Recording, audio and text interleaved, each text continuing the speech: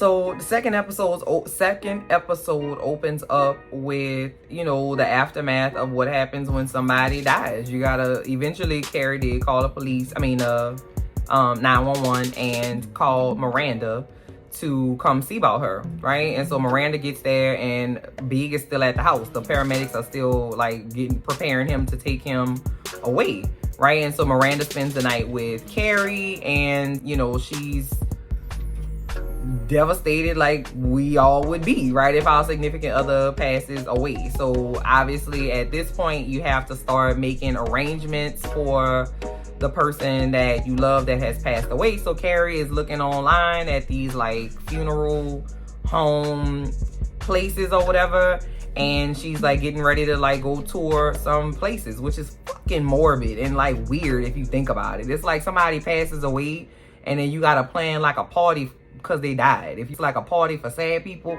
and it's like weird, right? I myself have a living will.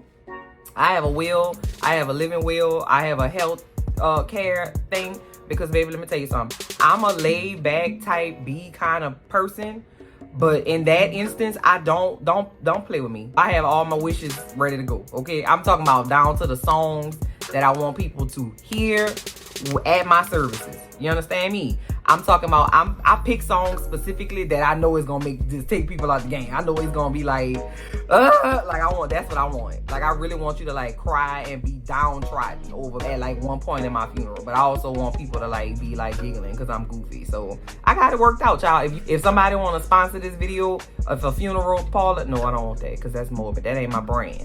That's not my brand. Never mind. So Miranda and Carrie are together, and they are like going through the motions of planning this funeral. So they go to a funeral home and they trying to make arrangements, right? Carrie and Charlotte do. And Charlotte has made the whole thing a very emotional affair, and Carrie's not on that at this time. She's not like, she's crying and she's upset and she's devastated, but her grief is showing more stoic and more quiet than it is like rolling around on the floor devastated and crying and boo-hooing and snotting and hollering, right? And so Charlotte, that's what she is. She's a ball of emotion, okay? And she is feeling like if she wouldn't have made Carrie go to Lily's recital, that she would have been with Big when he had his heart attack, and that she could have done something about it instead of coming home to find him when it was too late, which we assume it was too late because we don't know, because she ain't called the paramedics till after he was dead. But all right, girl, child. So they go to this place, and you know, it's a perfectly nice funeral home. It looks way better than anything we have down here in the deep south, okay? Down here in the south, our funeral homes are dark. Do you hear me? I'm talking about bats would love it up in there. You understand? Voldemort would be quite comfortable in a funeral home in Louisiana. Very old, very antiquated. Nothing is bright. Everything is like mustard, custard yellow, burgundies, deep evergreen. The one she went to was like white, and they had like some nice peonies in the middle of the thing. Like, I'm talking about even the top flight of the world funeral homes are not white on the inside. Okay, we ain't got the white paint down here just yet. Everything is custard cream yellow down here. So they go to this funeral home, and the funeral home is beautiful on the inside, but Carrie's like, this ain't it. He would fucking hate it in here. He don't want all these goddamn flowers and like framed portraits of old people. Like, that ain't him, right? He's a happening cat, right? You know, Big was old and listening to all them old ass songs and stuff, but he wasn't like an old man. You know what I'm saying? He was a traditional guy. He was like a I shook Sinatra's hand kind of guy. He don't want like no frilly, ornate, like that wasn't him, right? And so Carrie and them left the funeral home, but she was like, this ain't it. This ain't my jam. But Charlotte was making it about her, kind of, and like feeling like she was to blame. And Carrie wasn't on that vibe. Carrie didn't want to be around Charlotte because Charlotte was consistently crying and emotional, and Carrie couldn't handle that, right? You got to be in a space where you can process and do the things that you need to do as the wife of the dead person without having to do this emotional scene, which is what Charlotte is all about, is an emotional scene. She was crying at Lily piano recital. The girl played a fire-ass concerto and whatever the hell, and Charlotte was crying. It was like, come on now. So we cut back to Miranda and her next experience with her class where she's getting her master's degree at Columbia. And she is having to swipe her ID to get through the building, right? And she's, you know, she shows her ID and she gets into the building, but the professor, the black lady, she is not able to find her ID and the security won't let her into the building. And Miranda, like, the professor is like, hey, you know, it's in my bag, hang tight, I'm gonna grab it for you. And Miranda's like, you are being a racist. You don't want to let this black lady in this building because she's black and you don't blah, blah, blah. And the man is like, nah, it's not because she's black. It's because she don't have her ID. I don't give a damn who you are. If you don't have your ID, you ain't getting up in here because I ain't losing my job. Miranda's like, no, this is unacceptable. And you need to blah, blah, blah. And I'm going to be the one. And then the professor's like, oh, here you go. Got it. Thanks, chief. And then the professor and Miranda have this interaction where Miranda has kind of stepped in it again because the professor's like, listen, you made that a thing and that wasn't a thing. It wasn't a racial thing. It was a security thing. It wasn't a I'm black and he's white like power struggle. It was a policies and procedures issue. You know, I don't need you to save me. And Miranda's like, well, they say that's ally 101. If you see something, you supposed to say something. You use your privilege to get and the lady's like, listen, you got to relax, baby. You're not gonna cure racism in 2 days. Having a tough time, Miranda. So she has this interaction where the professor's like, hey, what's going on with all these books? Why are you carrying these big ass books? Because you could have got this like a digital copy of the book is online and it's cheaper. And Miranda's like, yeah, I like to hold the book. I like to, turn the pages or whatever. And the professor's like, oh, okay, I see you old school. And that's really evident in what we seeing from Miranda in these episodes because she is who she is, right? She is a old ass white attorney, right? And she comes from a certain time and she's used to a certain thing. And while she wants to be progressive, it's certain things that she just is old school about. And one of those is her books. I feel that. I like, as much as I have iPads, MacBooks, PCs, iPhones, tablets, Fitbits, I have all the tech. You hear me? Sound bars, smart TV, smart light bulbs. I like to write down my notes. Like I got pens all over the place. Good pens, quality pens, cheap Bics, pencils. That's just my jam, right? And I think that's cool that they show that part of their interaction because I think even though it's good to be progressive and it's good to be, up to date and to embrace change and technology, I think some things should stay traditional. I'm not mad at the fact that she likes a book. I like a good book too, sis. I ain't gonna hold you. Go ahead, Miranda girl. It's time for the fume. So Carrie found a really nice place. I think it was like a museum or like an art gallery or something where she's gonna have his services, and it was perfect, right? That's exactly what I would want my funeral to look like. Don't you put me nowhere when they got no organ. Goddamn, with no pipe organ. I want it just to be just like that. It was beautiful, clean white walls, white chairs. The casket was there. It was very chic and like modern me, please. Okay, don't you traditional me. Don't you do it. Right? And so everybody's there and, Carrie's got a beautiful hat on and serving a Luke. Okay. And she's there with Anthony and Stanford, and they are the first ones to come to the place, right? And what's that girl name? Carrie is like, I said no flowers. Like, what's going on? And the two people that are like planning the funeral or like in charge of like logistics or whatever are like, well, it's a beautiful funeral spray and we wanted you to see it before we took it away. And it came with a card and it was from Samantha. And it was like, I forgot what the card said. I think it was like Love Samantha. It didn't say nothing else but Love Samantha. And it was kind of like a way for her to say, hey, I'm here and I'm supporting you or whatever. Which I also didn't appreciate. Because, bitch, if you was my friend for 30 fucking years and my husband passes away and you was there from beginning to end of our relationship and he passed away and you sent some flowers talking about love you or appreciate you or condolences or best of luck or how you holding up or whatever the hell. Okay? All right now. Girl, don't. You ain't gonna. All right, okay. All right, Samantha girl. You trying it.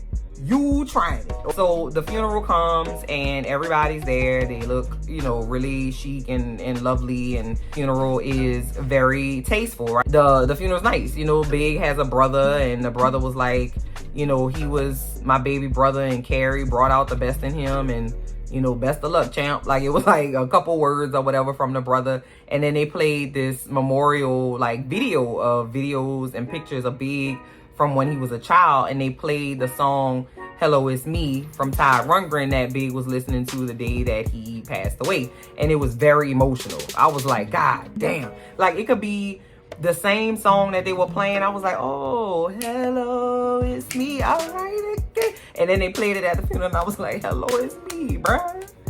Damn, bruh, it's me, bruh. Like, really, really nice, right? And it said John James Preston in really clean black letters. And it was a very, very tasteful funeral. I think if he was alive, he would have been like, this cold ass funeral, dog. You get to see how people deal with death. It be weddings and funerals that really bring people's true colors out. Because that lady, Mitzi, whatever her name was like, listen. Everybody in here don't know. I know what it's like, okay? My husband dead too. I know what it's like. I'm the only one in here know what you going through right now. Because my husband dead and your husband dead. So we the same. And I know it. I know it. And I know it. And you don't. And I know and they don't. But I know because my husband dead and your husband. I was like, girl, calm your ass down. How many glasses of white wine spritzer did you have before you went up to Carrie? So another scene that was interesting to me at the funeral was Brady, Miranda, and Steve's son. Brady pissed me off in episode 1. And he pissed me off in episode 2 because Brady's disrespectful as fuck, boy. Okay, so Brady is, I don't know how old he is, but he is allowed to have his girlfriend stay over at their home. And they have loud, obnoxious ass sex in their parents' home, like knocking pictures off the wall and like loud moaning and like making out in public and being altogether inappropriate. And I'm confused why that's happening. I just can't understand it. You're not gonna make me understand it, because who raised you, baby? Girlfriend trash too, cause she like got an attitude about it. Girl, ain't no way. Ain't good. So they have a scene where Che, the podcast lady, is outside smoking weed with Brady, and Miranda goes Hamilton. It's like, who are you to be giving this? He's a minor. He's 17. You out here just smoking with a random ass child? And they like, listen, I don't know who that is, and I was just outside smoking and blah, blah, blah, A, B, C, and D. And Miranda's like, I will scratch your ass sideways if you don't get away from my child. Miranda didn't know who that was to Carrie. And then she finds out that's Carrie's boss on the podcast. And then they kind of have like a little interaction like, yeah, you know what I'm saying? I wasn't mad at it. I could turn this into a tight tent, right? Because Che is a comedian. And so she's like, listen, I can have this interaction be like a little bit. Nah, I ain't gonna hold you. That was good. It was good material for me. And I like the way you protected your son.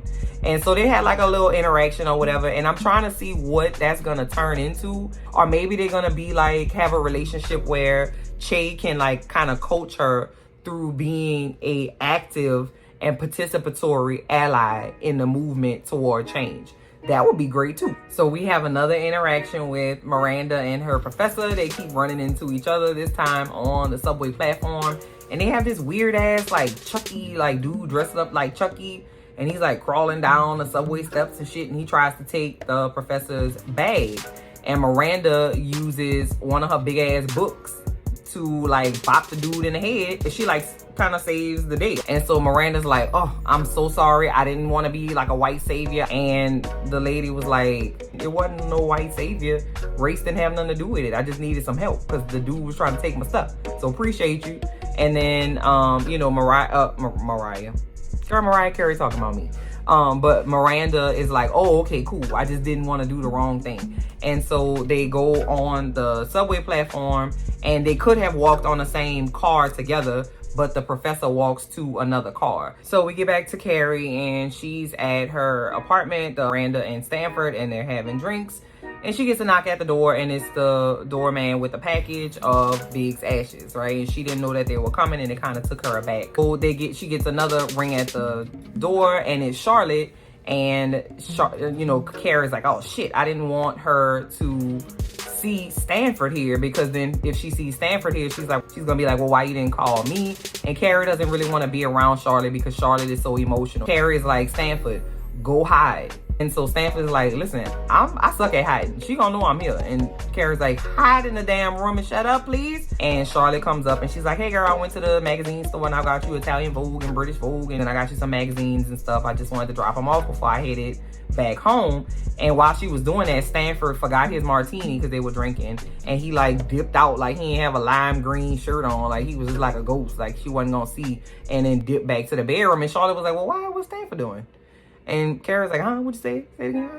What? And Carrie was like, come on, let me just tell you what's going on. And so she tells her that they were hanging out and she didn't really want to call her because she's so emotional. And, you know, Charlotte did a Charlotte, you know what I'm saying? She was crying and devastated. She was like, I feel like you're so mad at me. It's my fault. I shouldn't have did it. And Carrie was like, I'm fucking mad.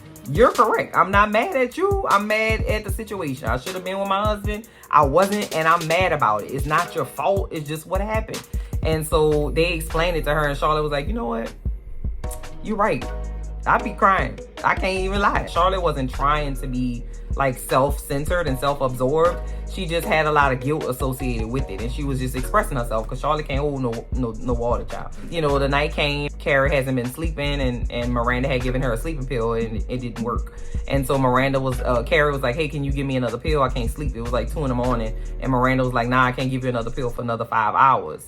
And so Carrie got up out their bed and went to the sofa and saw the box with Big's ashes on the table, and it just kind of took her aback. Like, my husband is definitely in a box on the table. This is gonna be a long ass night, right? And that's where we ended the episode. So overall, I thought both of the episodes were great. I was very surprised about how much I enjoyed the episodes. On Rotten Tomatoes, I think it got like a 6 out of 10. And I haven't read to see what they thought about it, but I was thoroughly entertained. I think it's great to see women of a certain age going through life and going through their ups and downs, and I think it was very entertaining. I think the additional characters that they added in Che and Lisa Todd Wexley are going to be great for the season. And then I think seeing them as parents, Miranda and Charlotte, is going to be interesting for me too, because I'm a parent now and I wasn't a parent when the show first started. So I think that's going to be cool, and I'm interested to see how they're going to handle the death of a major character in the show. So comment down below and let me know what you thought of the episodes 1 and 2 of Just Like That. And just like that, I'm about to go ahead and get out your head, child, because I'm a little hungry and I'm just not getting my appetite back. So I'm ready to go and eat a little something. You know what I'm saying? Y'all have a great day. Thank y'all so much for watching. I'll check y'all later. Bye.